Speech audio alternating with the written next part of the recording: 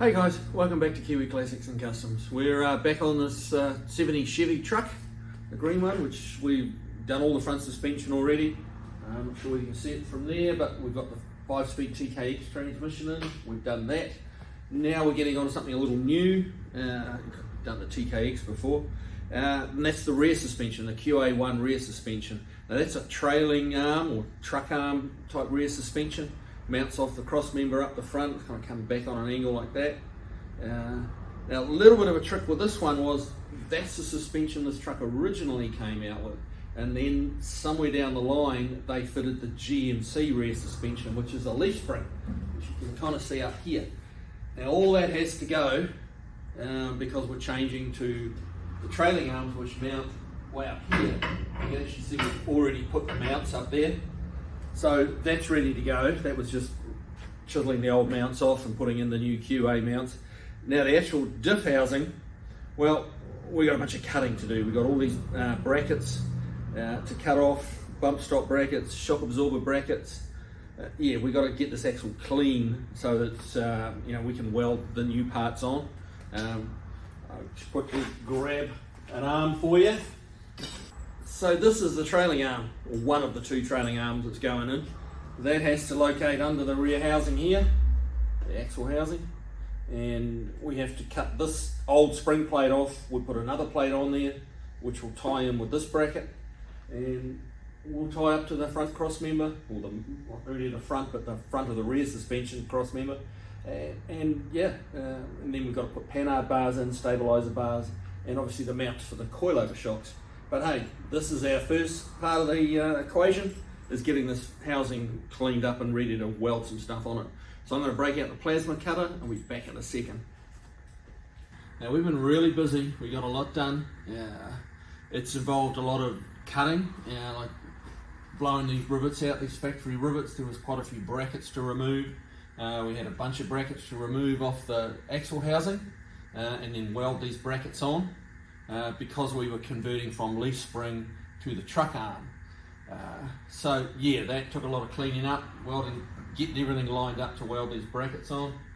Now we've got, you can see some of the hardware up here. We've got a stabilizer bar here, which supports the panhard rod mount, so that rather than just swinging on this bracket on its own, it comes back across here and ties into this side of the chassis, which is obviously tied right here by a cross member.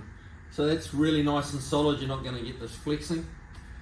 And up forward here, now we've got these huge truck arms, which are just massive. Just getting ready to actually slide the housing back in, the diff, and connect these up, and which I'm going to do I'm going to do those pretty much right now. While we're here, if you look up here, this is the C10 bracket that all comes as part of the kit. This is super strong 1/4 inch thick plate. Here's your shock absorber mounts up here, which you'll see going in soon. Now you do have to cut quite a sizable notch out of the chassis rail. A lot of these bolts, probably about half of these bolts that you see here holding them in, actually incorporate the factory rivet holes, so you've got it in the right place. They do give you a big steel template that you bolt into these two holes here, which are factory holes. You bolt it onto there and then you mark out your notch. So they've really made life as easy as they can. Now, that's not to say it's an easy job. There's quite a lot of work involved. Getting all those rivets out, is just plain old hard work on a hot day.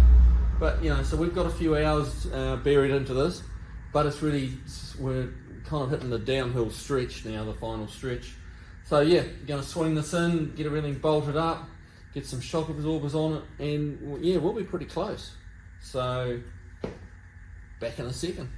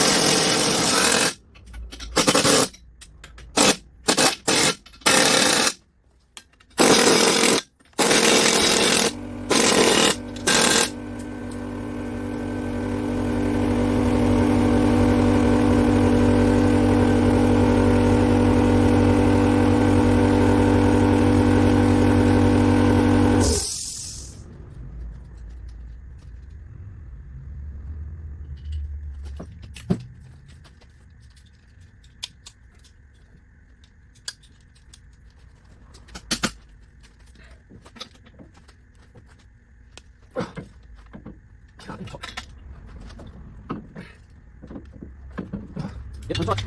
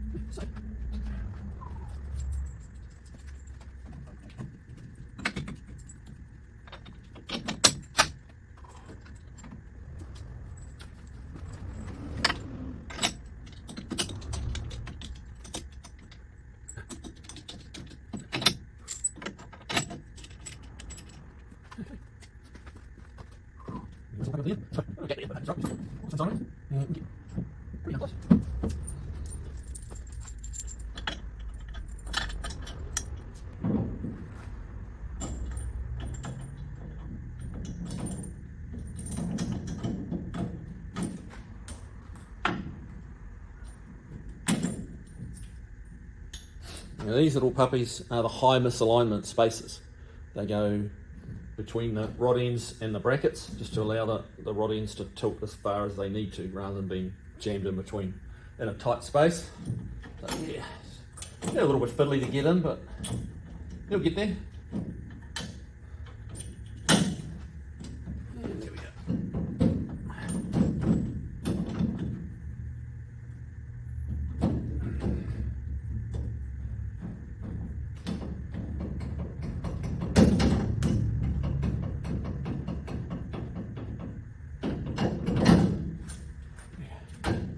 Go.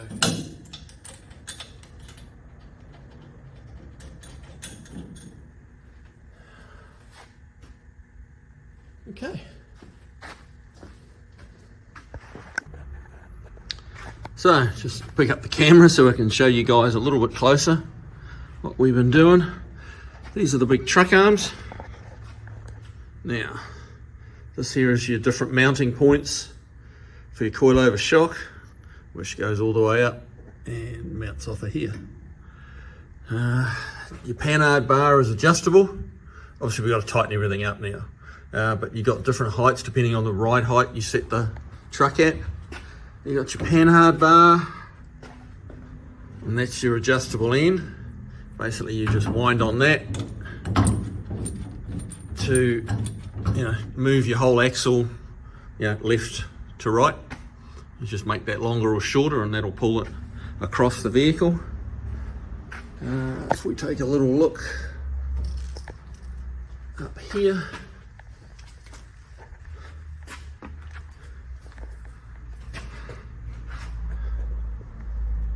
these here are the new mounts for the front of the truck arms. We cut the old ones just had like one mounting point in them. These have 3 mounting points in them. Now that's whether you want, like the top one is, the bottom one is stock height, the middle one is like a 2 to 4 inch drop, and you take it up to the very top one and that's for like a 4 to 6 inch drop. So they really have covered all their bases, QA1. The materials, the way stuff fits, really is just second to none. these little bars here that you see, those are for adjusting your pinion angle. Obviously you need to get your pinion angle right, and you need to get it at right height. So that's the left hand thread, left hand right hand thread. You just wind your pinion angle to match your transmission, and you will be good to go. So I'm going to throw some shocks together, put them up here, see if we can't get this old girl down on the ground. Back in a minute. So we've got this all tightened up, everything bolted together. We got the rear shocks in. They're just set up just enough to take the slack out of them, so they don't hang and like come apart up here. We've got the shock absorber mounts which we added here, which are set on the almost the lowest. So the truck should ride fairly low, at least that's the plan. So yeah, we're getting close to setting it on the ground. The one thing we've still got to do is this, which is the rear anti-roll bar. That's going to mount up about here. And so yeah, got a few more brackets to bolt on, a few more holes to drill, and should be getting fairly close. Kind of looking forward to the test drive on this one, especially with the 5-speed, and you know, all this suspension is probably going to handle more like a Camaro than a truck. So keep your fingers crossed. Anyway, I'm going to get this roll bar going, so back in a sec.